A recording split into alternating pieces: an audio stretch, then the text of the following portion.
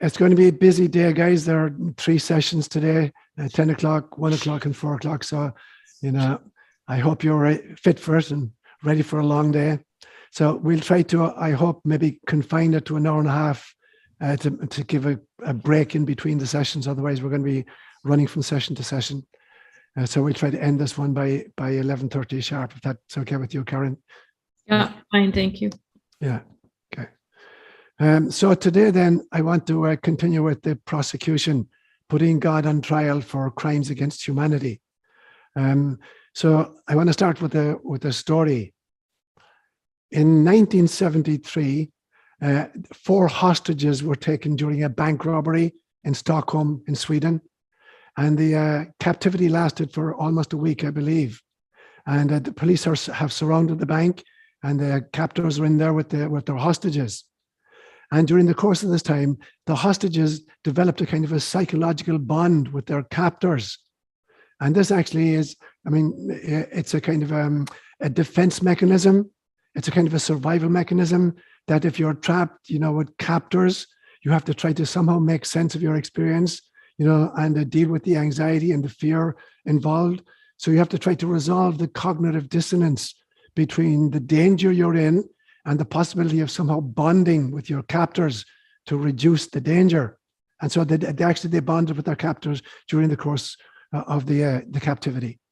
And then when the police finally broke in and set them free, they actually defended their captors, and they refused to give testimony in the court proceedings subsequently. They refused to give testimony against their captors. Now, this became known subsequently as the Stockholm Syndrome, where people who are brutalized in some way or victimized in some way somehow create a psychological dependency and a psychological bonding with the perpetrators in order to kind of survive psychologically. But in this case, it was compounded by the fact that the captives subsequently said that when the police broke in, they seemed to have little interest in the captives, and they just ignored them completely, even hurt them in the process, and were much more intent on punishing the captors. And so the feeling was that the police didn't give a damn about the captives, and they wanted to exercise their own anger against the captors, and that this was part of the reason why they refused to give testimony against the captors during the subsequent trial. Now, for me, that reminds us of the dilemma that very, very often, people who subscribe to the Judeo-Christian scriptures experience. In some senses, we're caught between a captor, God, this psychopath that we find in some parts of the scriptures, and I'll talk about that in much more detail this morning. And on the other hand, the atheists who want to liberate us from this notion of a God, of this kind of distant, demanding deity. So we're caught in the crossfire between obedience to and fear of a distant, demanding deity on the one hand, and on the other hand, the meaninglessness of atheism or even agnosticism on the other. And my experience is that a lot of people who are raised in Catholic households or Christian households are caught in that kind of fundamentalist dilemma. They're afraid not to believe in God, but they're scared absolutely of God because he'll send them to hell for the slightest infraction, eating sausage on a Friday or missing Mass on a Sunday. And so they're caught between the fear of meaninglessness represented by atheism and the fear of this punitive God, this fundamentalist religion that tells you God is watching and he's going to punish you for all eternity. So that's the dilemma that I'm trying to kind of solve in my adult life, and particularly in writing this book. Looking at this kind of psychopathic divinity that comes through in parts of the scriptures that we need to eschew. And on the other hand, not become atheists or agnostics who feel that religion is absolutely mishugas. It's just totally meaninglessness. So we have to steer a third route in between those where we identify who the real God is and abandon the psychopath and not give way to agnosticism or atheism. So that's been my life kind of mission as an adult and as a priest in particular. And that was the raison d'etre for penning this book over the last few years. So in putting God on trial then, obviously I got a prosecution and I have a defense. And for the prosecution, I brought in 3 expert witnesses. a Bible scholar, who can accuse God of all the crimes that are contained in God's journals, and then a clinical psychologist who will do a diagnosis of the pathology of this character, and then a contract lawyer who talks about the covenant, the alleged covenant that God continues to say his people keep breaking the covenant. But when you actually look at it, it is God who keeps breaking the covenant. So they're the three witnesses I will call for the prosecution case. And then in the afternoon, I'll get onto the defense and I'll call different witnesses. So enter stage right, the Bible scholar, who's going to tell us about the extraordinary, the genocidal maniac that we find in parts of the scriptures.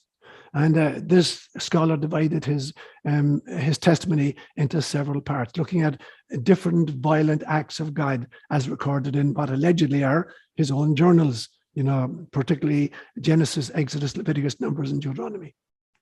So firstly, he looked at individual murders that God created. And the first one is, there's a story in very early on in the book of Genesis that there are only 4 people on the planet. There's Adam and Eve and their 2 sons, Cain and Abel. And Cain is jealous of Abel because God seems to favor Abel's offerings. Abel is a farmer and Cain is a herdsman. And so Cain kills his brother Abel. And God puts a mark on Cain. And now everybody that ever meets Cain is going to recognize him. And Cain objects to God and says, anybody who encounters me now is going to see this mark and they're going to kill me. Now the question is, who in God's name is going to kill him? There's only 3 people left on planet Earth: his father, his mother, and himself. Who's going to kill him? So that's not explained. That's part of the craziness of the scientific model of it. But somehow Cain manages to get married. Who the hell did he marry? He's a father, a mother, and he's killed his brother. And so obviously Adam and Eve must have had other children, including girl children. And so Cain must have married his sister. So you get incest built into the story. Moreover, when Cain says, anybody who sees me now are going to kill me, God says, whoever kills Cain, I'll kill 7 people in revenge for the person who kills Cain. So the first, Cain is the first murderer in the Bible, but the first intended serial killer is going to be God himself. So that's how it starts off. There's the story of Sodom and Gomorrah, where God rains down sulfur and fire and destroys these 2 cities. And he sets free Lot and his wife, and 2 daughters escape. And the angel of God warns Lot and his wife and the 2 girls, don't look back. But the wife looks back and she's turned into a pillar of salt. She's killed and turned into a pillar of salt. So that's the next individual murder we come across. After the famous episode in the burning bush, where Moses is ordered by God to go back into the land of Egypt, to set the Israelites free, a land in which Moses is wanted for the murder of an Egyptian. In the meantime, Moses has married, a Midianite woman called Zipporah. Her father is a priest, a Midianite priest. And he has 2 sons with Zipporah. Now, Moses has never heard of this God that wants him to go back into the land of Egypt. So finally, he agrees to go back, and he's on the way back. And in the middle of the night, God comes down and tries to kill Moses. And Moses said, why are you trying to kill me? And God says, because you didn't circumcise your 2 sons. Now, circumcision hadn't even been invented at that stage, but that's another story. So Zipporah, his wife, takes a blade and she circumcises the 2 boys. And thus she saves Moses' life. But Moses was going to be killed by God because he didn't circumcise his 2 sons. Fast forward a few years, and the Israelites are in the desert, 40 years wandering in the desert. And God appoints Aaron as the first high priest. He creates a priesthood. And he ordains Aaron as the first high priest. And he ordains 4 of Aaron's sons as priests as well. And then one day after their ordination, 2 of his sons, a guy called Nadab and a guy called Abihu, are celebrating a liturgy, and they get it wrong. And God kills the 2 of them in the sanctuary. And everybody is watching. They're struck dead. And Aaron is freaking out. And God says to Aaron, do not cry. Do not touch these dead bodies, or I'll kill you as well. And so Aaron orders 2 of his uncles to come in with their cloaks, wrap up the 2 bodies, and schlep them out of the camp. So these 2 young men, a day after their ordination, are killed by God because they mixed up the liturgy in some way. Towards the end of the crossing in the desert, God takes Aaron up on top of a mountain, Mount Hor, and he tells Aaron, take off all of your priestly vestments and give them to one of your sons. And so Aaron is standing on top of Mount Hor, naked, and God leaves him there to die. So Aaron dies naked, shivering in the cold, on top of a mountain, and he never sees the promised land. This is a guy who's spent 40 years wandering through the desert, trying to obey God. At the very end of that journey across the desert, Moses wants to enter the promised land, and God won't leave him. So God teases him by bringing him to the top of another mountain, Mount Nebo, and showing him the promised land and saying, but you're never going to make it because you're going to die here. Now, why did these two people die?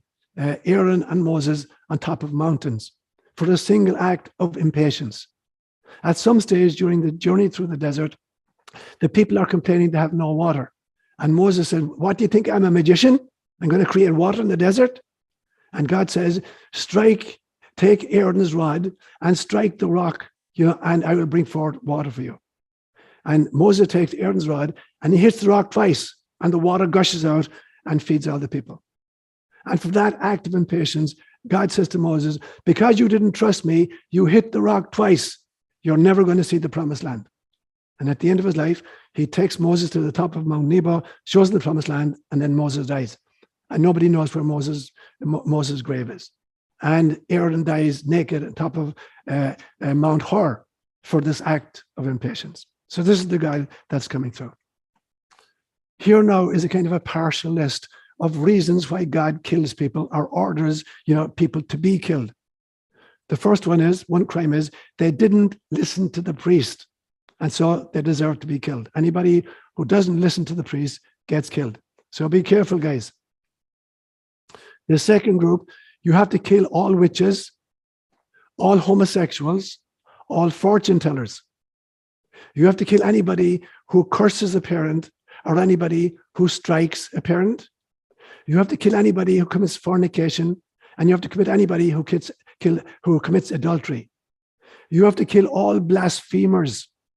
You have to kill all non-believers, and you have to kill all the followers of foreign religions. You have to kill any woman who is not a virgin on her wedding night, and you have to kill anybody who works on the Sabbath day. So is any wonder that of all the people who left the land of Egypt, only 2 of them made it actually to the promised land 40 years later. So there were the individual murders that God committed or commanded that they be committed. Now you look at the mass murders of his own people, where he did it, in spades. So when Moses was on top of Mount Sinai for 40 days to receive the law from Yahweh, the people decided, Moses is dead. This God we've been following, we'd never heard of him. Let's go back to the gods that we knew. So they created a golden calf representing a different God. And they're dancing naked around this golden calf. So Moses comes down from the mountain and he's really upset. And God is even more upset. God kills on the spot 3,000 people for dancing naked around the golden calf. When you read through the story, according to the book of Exodus, 603,550 military men left Egypt. Now, when you extrapolate from that, the younger men, boys, and the elder men, and all the females, you're talking about maybe 2 million people. He killed all of those people. 2 million people died in the desert. Only 2 people made it to the promised land, a guy called Caleb and a guy called Joshua. Everybody else was killed by God in the desert. During the Exodus, there's a rebellion at one stage against Moses and Aaron. The crowd are rebelling. They've had enough of this craziness going through the desert. They want to go back into the land of Egypt where they had some decent food. So there's the rebellion against Moses and Aaron. And so God kills all of the rebels, knocks them down in full public view of everybody else. And when the onlookers complain about this, he killed another 14,700 of the onlookers for complaining that he'd killed the rebel forces. And finally, when the group, got fed up of this bland diet of manna, day after day after day, the same food again and again and again, they want to go back into Egypt where they had real food. They complain, and God sends seraph serpents into the camp that kill an undisclosed number of the Israelites. They don't mention the number, but possibly, thousands of people die from snake bite. So they were kind of the mass murders he committed against his own people. Now, what about mass murders he committed against other peoples? Well, firstly, he killed all the firstborn of the Egyptians. And to extrapolate the numbers, you're literally talking about possibly 200,000 people knocked down in a single night, the final plague. 200,000 people died. So you can imagine a household where an extended family, where there are grandparents, maybe even great-grandparents. There may have been 5 or 6 firstborns in that family, all of whom are dead on this morning. So he wiped out 200,000 people in one night.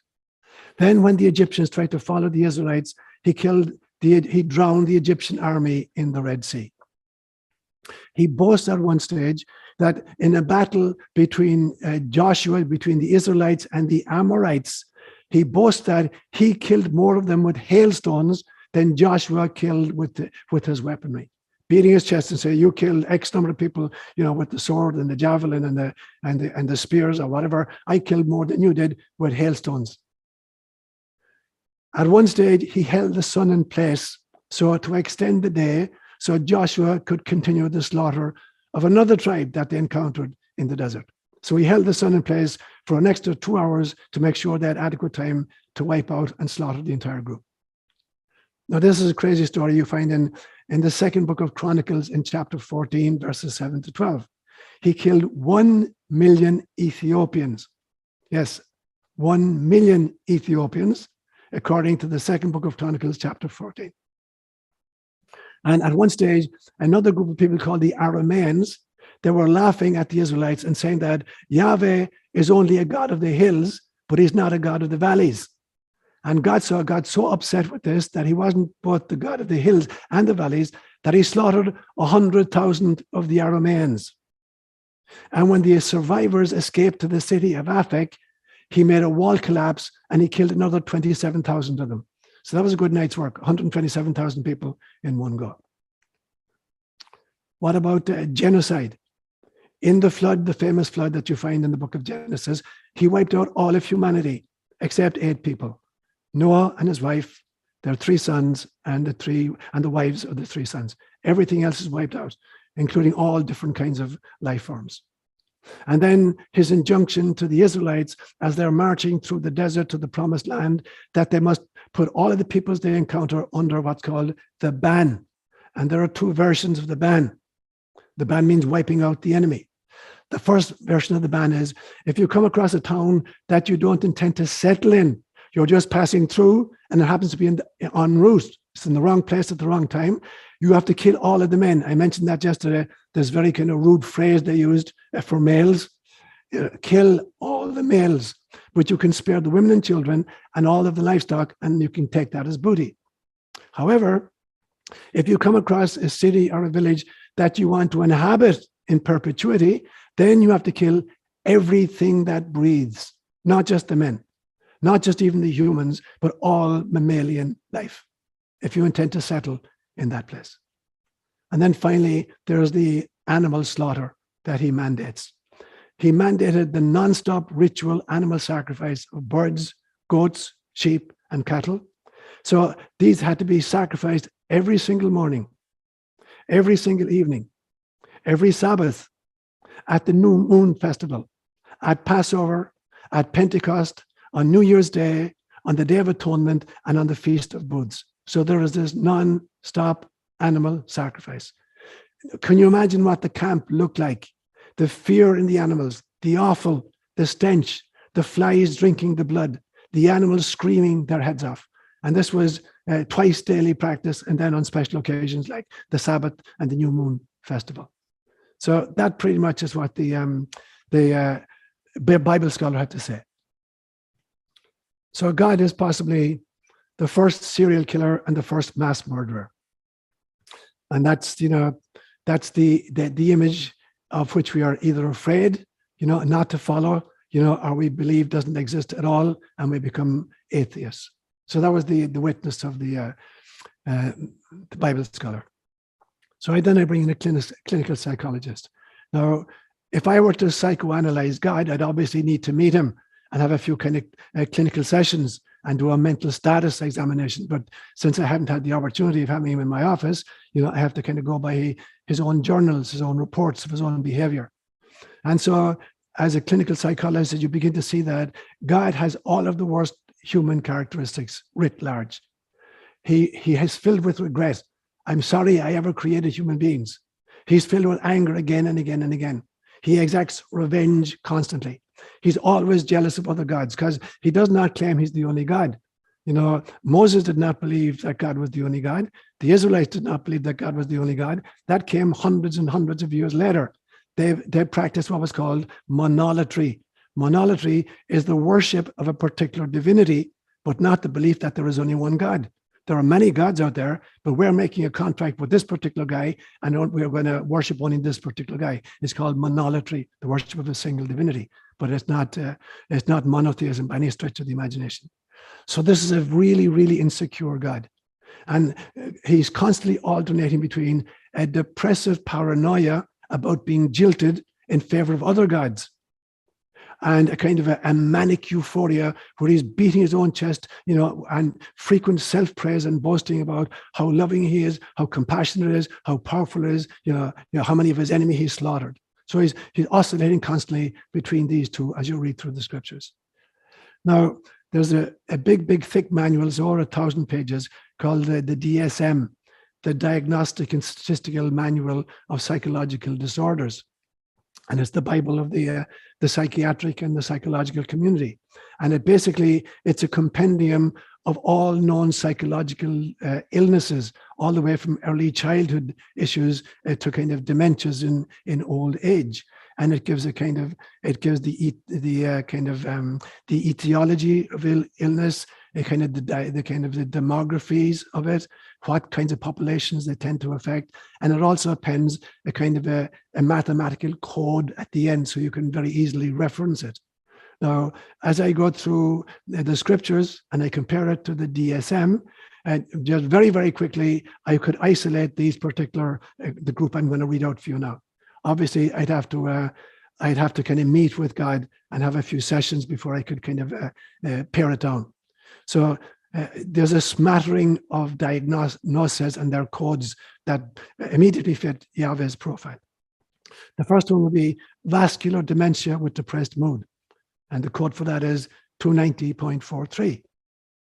Secondly, it could be a bipolar disorder, and the code is 296.80. It could be a delusional disorder, grandiose type, he thinks he's God, which is code number 297.1. It could be generalized anxiety disorder, which is code 300.02. It could be an antisocial personality disorder, which is 301.7. It could be a narcissistic personality disorder, which is 301.81. It could be a borderline personality disorder, which is 301.83. It could be adjustment disorder with disturbance of conduct, which is 309.3. It could be intermittent explosive disorder, which is 312.24, or it could be attention deficit hyperactivity disorder, which is 314.01. He is one messed up dude. So that would be a very, very quick, diagnostic analysis of the behavior of this God, as is evidenced by the reports in his own journals that allegedly he dictated to his scribe or was inspired by somebody subsequently. Now, the third kind of expert I brought in then at that stage is a contract lawyer. Because again and again and again, God is complaining throughout the scriptures that his people, his chosen people, are breaking the covenant that he made with them. But when you actually look at it, it is God who is constantly breaking the covenant. So I brought in a contract lawyer to go through the scriptures and look at the ways in which, this covenant was broken. So the very first covenant, obviously, is the covenant that God makes with Adam and Eve in the Garden of Eden. Life is going to be blissful. They have all of their needs met. And so that's the very first contract, the first covenant. But then he very quickly breaks that. When he tells them you can eat of any of the tree of the garden, except there are two trees of which you're not allowed to eat. The first one is the tree of life, because if you eat from that, you'll become immortal like me or like us. It's actually a plural. Elohim is a plural word for God. It means actually the powerful ones. You become like us, one of the powerful ones. You will never die. So you're not allowed to eat that tree. And you're not to eat of the tree of the knowledge of good and evil. So in other words, you can't learn how to discriminate between good and bad. You can't become moral beings. You have to stay not immoral, but amoral. You have no ethical compass whatsoever. So I don't want you eating of the tree of the knowledge of good and evil. And of course they did. And so when they ate it, at this stage, they're like little children. They have no sense of right and wrong. You know, they're told like, there's the cookies, there's the candy, don't eat the cookies, don't eat the candy. There's the vegetables, you know, there's the carrots, you know, there's the parsley. You can eat as much carrots as you want, but stay away from the cookies and the candy. And so what's a 3-year-old child going to do? As soon as mommy leaves, he's going to eat the candy and the cookies. And for that, God punishes him and sends him out of the garden in perpetuity and says, you're not allowed back in here ever, nor are your children or your grandchildren or any of your progeny. Get out of here. And then I'm going to put 2 angels at the gates of the garden to make sure you never try to get back in here. And so now the covenant has been broken by God for a sin committed by pre-rational children who had no sense until they ate the apple. They could not distinguish between right and wrong. All they saw was cookies and carrots, and they went for the cookies. So at some stage now, God is going to have to make a second covenant. Having wiped out all of creation except Noah and his wife, the 3 sons and the wives of the 3 sons, and saving 2 of every kind, he now decides he's going to make a second covenant. And in 6 different passages, he says, I make a new covenant between me and all living beings. And that phrase, all living beings, is repeated 6 times in that one passage. I make a new covenant with you and with all living beings. And as a sign of, you know, cross my heart and hope to die, I'm going to put a rainbow in the sky. And the rainbow is the kind of the symbol that I will never again wipe out creation. So that was the second covenant. Now, Noah had 3 sons, Ham, Shem, and Japheth. And according to the Hebrew kind of understanding, Shem is the father of the Semite peoples, Arabs and Israelis. Ham is the father of the African nations subsequently, and Japheth is the father of the Caucasian nations. That's the understanding, that each of the sons gave birth to a totally different lineage. Now, at some stage, God has made the covenant with Noah and his sons and all creation. Now, at some stage, God decides, you know what, I'm going to make a third version. The covenant's only with human beings, not with animals. And so now you're allowed to kill animals and eat them. I'm going to put the fear of God in the animals, so that when they see human beings, they're going to be scared, absolutely scared. So at this stage, we become carnivores. So having saved all the animals in the ark, now we're going to take them off the ark and we're going to start eating them. So now the covenant is not with all living beings, it's just with human beings. And particularly with Noah and his 3 sons, you know, Shem, Ham, and Japheth. Subsequently, God decided, you know what? I'm not going to make the covenant with Ham or with Japheth. It's only going to be with Shem, only the Semite peoples. So now it's a covenant only made with the Semites. Fast forward a few thousand years, and now there's a Semite called Abraham, who lived in Ur of the Chaldees, which would be modern-day Iraq. And now God calls Abraham, I said, I'm going to make a new covenant now, and it's only going to be with you. It's not going to be with the Semitic peoples in general. Just you, just one Semite. I'm going to make a covenant with you and your progeny. And so he tells Abraham to leave Ur of the Chaldees, Iraq, and go across the Fertile Crescent into the land of Canaan. And he says, I will give you this land to you and your progeny in perpetuity. And so now Abraham is the new holder of the covenant. Now, Abraham was childless for many, many years. He was married to a woman called Sarah, and she couldn't conceive. So as was the custom of the time, she told Abraham he was to have relations with her slave girl, and that any child who came of that union would be regarded as Sarah's children. Now, this was a Middle Eastern tradition, and in fact, it was a tradition among the Kalenjin peoples with whom I worked for 14 years. When a woman got married among the Kalenjin people, she was the husband's family had to pay a dowry to the wives he was marrying, to her family. And part of that dowry belonged to the woman who was getting married. And she kept that dowry for herself. Now, if after several years, this woman proved unable to have children, then she would force her husband to take a second wife and she would pay the dowry to the second wife. And then the first child of that union with the second wife belonged to the first woman. All subsequent children of that second union belonged to the second wife, but the first child of that union belonged to the first woman. So you got to say this was what was happening in Hebrew scriptures.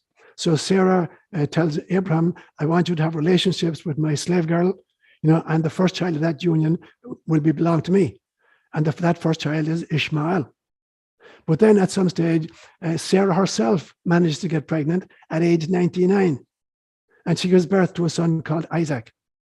And at this stage, she forces Abraham to get rid of the slave girl and to get rid of Ishmael. And she sends him off into the desert with a flask of water and kwaheri yakutuanana, as we say in Swahili. Goodbye, may I never see you again. And so now the covenant is not with the sons of Abraham, and now it's particularly with his first son, Ishmael, it is with his second son, Isaac. Now, Isaac marries Rebekah, and they have two boy children as well. Esau, who's the firstborn, and Jacob, who's the secondborn. But Rebekah loved her secondborn son, Jacob, and didn't like her firstborn son. And so she created a ruse where when Isaac was very, very old and he was very, very blind, she had Jacob dress up and put skins on his arms because he was very smooth-skinned, whereas Esau was very hairy, and Esau was a hunter. And Esau was sent by his dad to hunt something and to prepare a meal for Jacob, so Jacob could give him his blessing and pass on the covenant to Esau. And while Esau was out hunting, Rebekah cooked a meal and gave it to Jacob and had Jacob pretend that he was Esau, and he stole the blessing from his father through a lie. And so now the covenant goes through a liar and a cheat called Jacob. Jacob has 12 sons. They become the 12 tribes of Israel. Now, Jacob's name gets changed at some stage. Jacob has a wrestling match with an angel at one stage, and he wrestles all night. And finally, in the morning, has a displaced hip. The sciatic nerve has been impacted. And so God says to him, I'm going to give you a new name. No longer will you be called Jacob. You'll be called Israel. Now, Israel actually means the man who wrestled with God. Ish is the Hebrew word for man. El is for God. So Israel means the man who wrestled with God. And that the name then changes from Jacob to Israel. And then you get the 12 sons of Jacob become the tribes of Israel, 12 of them. Now, finally, when they reach the promised land, thousands of years later, the 12 tribes occupy the land, and I'll talk about that in more detail a bit in the afternoon lectures. They occupy the land of Canaan. They divide it up between them. But 10 of those tribes are taken in captivity in the year 721 BCE by the Assyrian Empire, and they're never heard of again. They're destroyed. So there's only 2 tribes remaining, the tribe of Judah and the tribe of Benjamin, and known collectively as the Judeans or the Jews. And so in 589 BCE, they're taken into captivity themselves. And God now decides the covenant now is only with the tribe of Judah. So we come all the way down from the 12 tribes down to Judah. And that continues right down to Christianity, time of Christianity. And then after the fall of the Second Temple, about 70 AD, the fall of the Second Temple and the end of the Jewish priesthood in the sense of those who conduct sacrifice in the temple. And there's this split, this bifurcation point of Judaism between, temple Judaism is gone at this stage. So there's the rabbinical Judaism takes its place with the Sabbath being celebrated in the homes by the women, by the mothers, and you have Christianity. And so for me, the dying temple Judaism gave birth to twins, one of which becomes mainstream Judaism and the other Christianity. And Christianity will create its own form of priesthood and its own form of sacrifice that we call the Eucharist. And so at this stage now, Christians are going to claim that God has broken the covenant with the Jews, and now the covenant is made only with Christians. And then, of course, about 600 years later, Islam comes along, Muhammad, and initially Muhammad, who lived in the city of Medina in the Saudi Arabian Peninsula, or the Arabian Peninsula, he tried to align himself with the Jewish tribes in Medina, and they wouldn't have it. He saw himself as one of the Jewish prophets, and they rejected him. And at that stage, then he decided to create his own religion. And by 600 AD, you had a whole new people claiming that they were now the holders of the covenant. And today on planet Earth, there are 4,300 different religions, many of whom are claiming that they are the holders of the covenant. And so when you look at the evidence of these three people, you come to the conclusion, that finally God came to his senses and he decided that the only holders of the covenant were the Irish.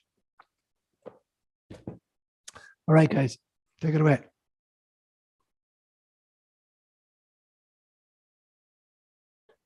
Okay, so we dealt with this a little bit yesterday, Bill. I'll extrapolate a bit more for two main reasons. The first main reason is that, when you learn how to read the scriptures with a different mindset, when you begin to realize that it's a compilation of mythology, of history, of poetry, of ritual, all these other things, when you learn to unpack it not literally, not even symbolically, but mystically, it's a treasure trove of mystical wisdom. That's the first reason. And the second reason is that, in order to understand where we are at any stage of human history, we have to treasure where we've come from at every stage of human history.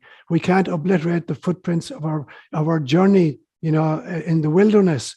We have to honor where we've come from in order to see where we are right now. In 100 years' time, people will look back at 2022 and they'll wonder how human beings could have been so dumb to do what they did or to believe what they believed at that stage. But if we don't have a record of where we've come from, we're destined to repeat history when we're not in contact with it. And so there were several efforts actually at the beginning of the Christian era to dump the Hebrew scriptures and to start from scratch. And there was big controversy that went on for over 100 years among the church fathers. And they came to the same realization that I'm saying to you now, that, you have to realize that parts of all the scriptures are the projected human shadow. And I will talk about that, more in the second lecture when I bring in the defense of God, when I bring in a Jungian analyst to talk about the notion of shadow and projection.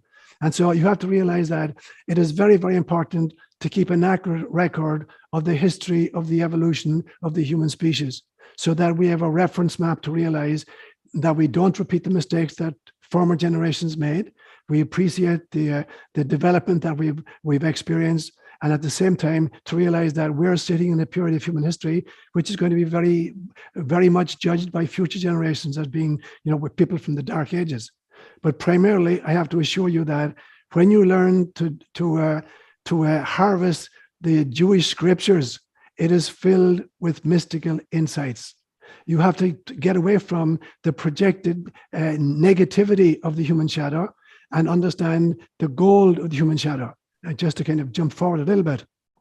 When Carl Jung talked about the shadow and projection, he said the shadow is 80% gold and 20% repressed traumata.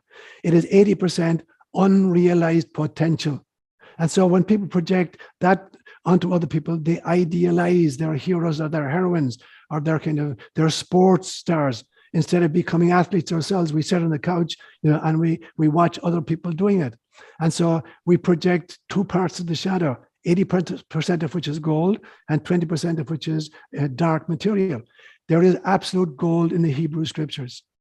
And therefore, when you come across who God really is in the Hebrew scriptures, and you take back the projection of the human shadow, you begin to realize that this is actually a mystical document.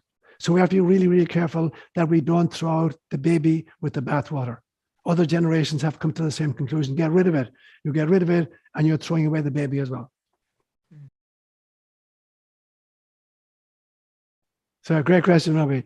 And so we have to realize that, at every level, it's important to practice family planning. And that's what it is. Weeding is family planning. Weeding is discriminating among all the flora to determine how much, where, and when. Now, nature does that herself. There's a periodicity to kind of a plant life itself. Various species come in and they occupy land which was previously occupied by other life forms. So, for instance, we've got a big problem in California, and certainly in this area, with a plant called Scots broom, which is not native to California. It came over, on a ship at some stage, and it, began to destroy the native flora of the area. And in the 24 years that I've lived up in this area, I've seen the Scots broom march up along the road. The last 5 miles to my house is a dirt road. And I've watched it year by year by year march up the road, and it's in my area right now. And so in order to kind of be able to grow anything, I have to pull up some of those weeds. So plants do that themselves. They cull. Fauna does that itself. The predators, the carnivores, cull the weaklings among the antelope, and the herbivores, in order that the progeny that survive are much stronger, and the lineage is actually much stronger. So at every level of creation and incarnation, there is a kind of a family planning system that goes on in order that life forms may continue to exist.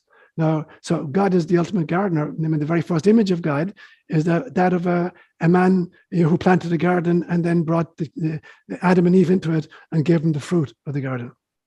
So life itself is a garden. We have to be really, really careful, what seeds we sow in our souls, what we espouse, to what are we attached, what are our ideals, what is our personal cosmology, because the weeds will very easily take over it. The weeds of fear, our anxiety, our jealousy, our attachment. These are the weeds that take over the human soul. So we constantly need to be weeding our own souls, revisiting our own personal cosmologies. So weeding is a hugely important part, of the planet feeding itself and creating the ideal balance among flora forms and between flora and fauna. So at every level of this incarnational process, the importance of weeding is vital, biologically, sociologically, psychologically, and spiritually. All of these stories are either being invented or they're being retroactively kind of put into particular texts. And so the history of people at that stage, they lived in much bloodier times even than we live in now. And so those were practiced on a regular basis by all of the peoples among whom they lived. That was common practice, to wipe out all living beings. As far as kind of wiping out the women and the children, part of it was that the feeling was that they would contaminate the gene pool, either kind of biologically or religiously, that by bringing foreign women in, this was the accusation leveled many times when the Israelite men married foreign women, that the women converted them to foreign gods. And so to make sure that that didn't happen in the future, now you need to wipe out the women and the kids as well, to make sure that there is no chance whatsoever that Yahweh can be upstaged by other gods, because they believe completely that there were other gods. And so this is a contest among the gods as to who's going to capture which kind of people. And so wiping out the biological possibility of contamination of the gene pool and wiping out the possibility of contamination of the religious gene pool, this became the kind of the raison d'etre for what they did. And it was evidenced by the peoples among whom they lived who practiced it on them as well. But why food? Why take away your own future food source? Is that some kind of blind obedience thing or what? It's not only blind obedience, it's what happens when people are kind of enraged in a war situation, the kind of the need to destroy everything that you come in contact with. And so the blind rage of warfare, where everything gets wiped out and people are not thinking rationally, they're thinking war terms, and in war terms, everything is grist for the mill of destruction. People do not think rationally in war situations. You're absolutely right. And so let me make a few different responses to it. I remember as a young seminarian serving Mass. So I joined the seminary in 1964. It was right in the middle of Vatican II. And so the Mass was still in Latin. And at that stage, every priest had to say Mass every day. So in the seminary, there were little chapels with 4 or 5 different altars. And you'd have 4 or 5 different priests saying Mass at the same time. But the legislation, canon law, meant you could not say Mass on your own. So you had to have a congregation of at least one. And the congregation was the altar boy. And so the Mass was in Latin. And so each priest is saying mass at a little cubby hole, and all around are other priests saying mass in their little cubby holes, and there's an altar boy, answering the mass. And so there was this one priest called Father Sean Meehan, very bright guy, and I would hear him at the words of consecration particularly. And he'd take the host in his hand and he would say, hoc est enim corpus, hoc est enim corpus meum, hoc est corpus meum. He'd repeat it 5 or 6 times to say, make sure he got it right. Otherwise, Jesus said, no, not coming down there. Not taking occupancy of that host. Yeah, try it again. Do better. And this is a trained theologian. So this notion that like there's a magical formula, abracadabra or whatever it is, and if you don't get the formula exactly right, it doesn't hold.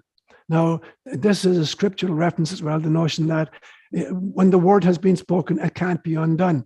So the story I mentioned earlier between Esau, and his brother Jacob. So when finally Esau came back from the hunt and he's prepared the animal to feed to his father, and he goes into his father, he says, Father, I prepared the meal. And his father says, what do you mean? You already gave me the meal. He says, no, I just came back from the hunt. And then the story breaks out that he's been deceived. The father had been deceived. The father was blind. So the father had given the blessing to the younger son. And Esau starts crying, says, Father, have you no blessing for me? And the father says to him, I can't do anything. I have already spoken. I've spoken the word. The word cannot be undone. Mm-hmm. So you got this notion that, when God speaks through us particularly, that it's set in spades, that Jesus as the Logos, the word of God, cannot be undone. When the word has been spoken and the formula has been uttered, it cannot be undone. So you better get it right. Otherwise, it's not going to work. So this story in Arizona of the priest who was using a baptismal formula, instead of saying, ego te baptizo, I baptize you in the name of the Father and the Son and the Holy Spirit, he was saying, we baptize you. And that wasn't in the formula.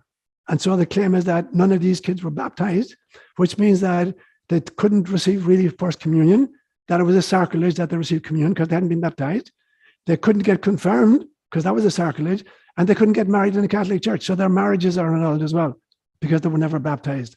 So right. The craziness of thinking, that getting the formula slightly wrong means that the thing didn't work. That's, for me, indicative of the worst part of the notion of the letter of the law rather than the spirit of the law. But that's the kind of the backstory to it, that, once God has spoken, God's word can never be undone. So you better be really, really careful that you get the formula right, because otherwise it's not going to work.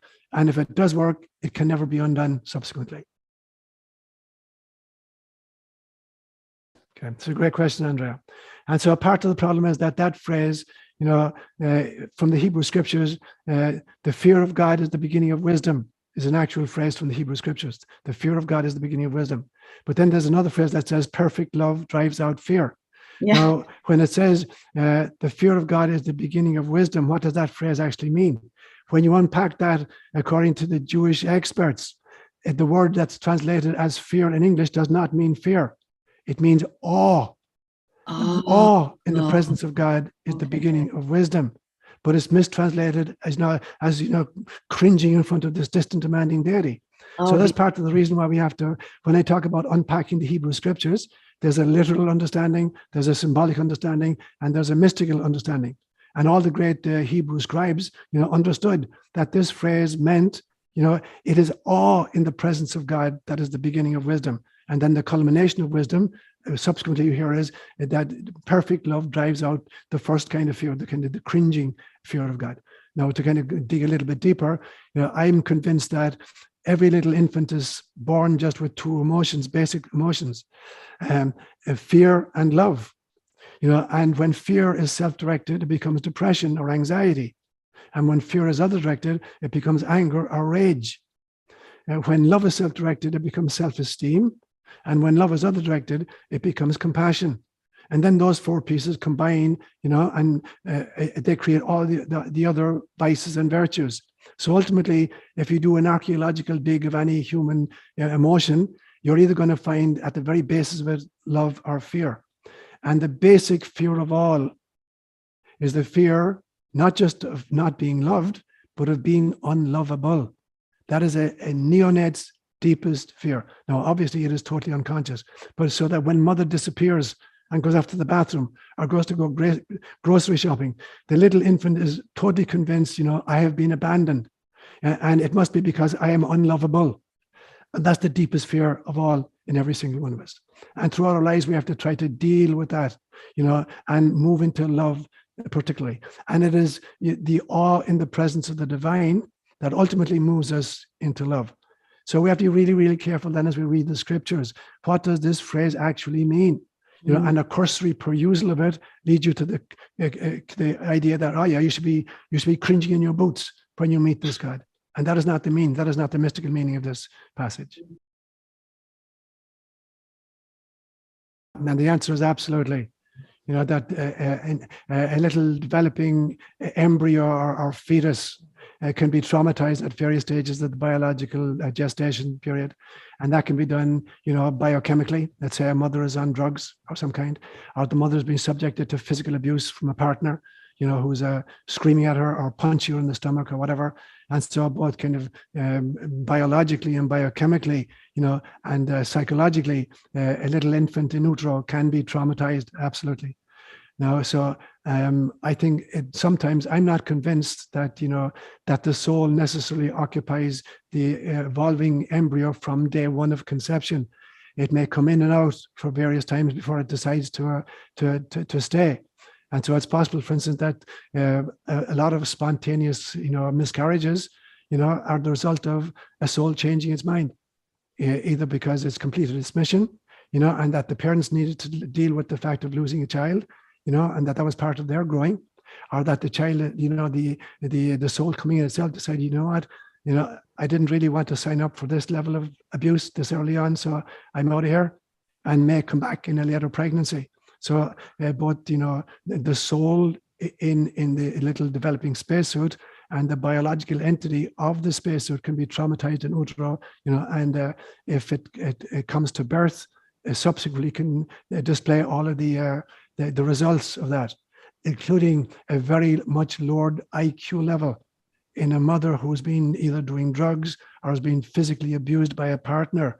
It will affect even the IQ level of the child and its physical health subsequently. That's brilliant. And so for me then, what I've said many, many times is that every soul is a fractal, is a holographic fractal of source, of God. And so a fractal is a pattern that repeats at an infinite number of scales. And I've given examples like in the physical world, you take, for instance, an atom, which has a nucleus, an electron spinning around it. And then you scale that up to a planet with moons spinning around it. And you scale that up to a solar system with a sun and planets spinning around it. And you scale that up to a galaxy with a black hole at the center and solar systems spinning around it. So a fractal is any pattern that repeats at an infinite number of scales. And so a soul then is a fractal, which means it's a bite-sized piece of source. And so it means that it contains every part of the original. That's the holographic part of it. A hologram is an entity that contains every part of the original and every part of itself. So if you take a holographic photograph, and you cut off a corner of it and you subject it to a laser light, you can reproduce the entire image that was on the original. A holographic fractal then means that every soul contains the totality of the original, in minuscule. So does God have consciousness and a mind? Absolutely. Does God have emotions in the sense that there's feeling content as God watches her creation deal with the vicissitude of incarnation, for instance? Is God, aware of that? Is there a consciousness in God which has an emotional aspect to it? Of course there is. Otherwise, God is just this stolid computer program, unable to kind of commiserate with or be compassionate towards any of our creation. And so I would believe then that the souls as holographic fractals have total access to everything to which the incarnated spacesuit has access, but with the overriding, understanding that it is eternal and that these are experiences it's volunteered, to undergo in order to grow even deeper in love and in compassion. Yeah.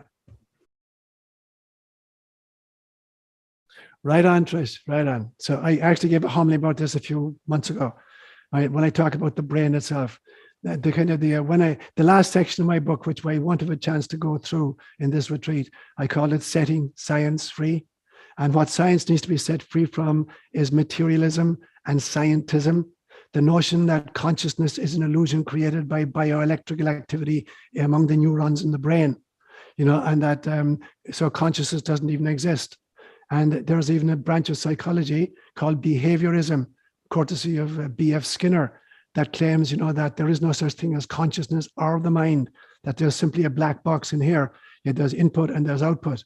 Now, there's a great movement in modern science called biocentrism, which is the realization that the brain is simply a receiver and a transmitter of a pre-existing consciousness, and that all of matter is simply a manifestation of consciousness, that consciousness is primary and matter is secondary.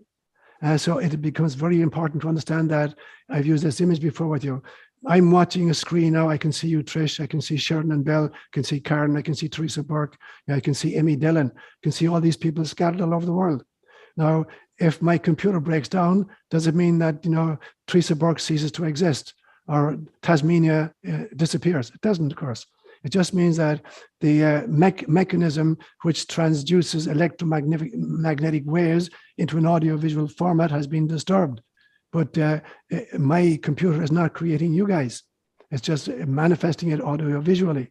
And so the brain is simply a mechanism to receive and transmit pre-existing consciousness.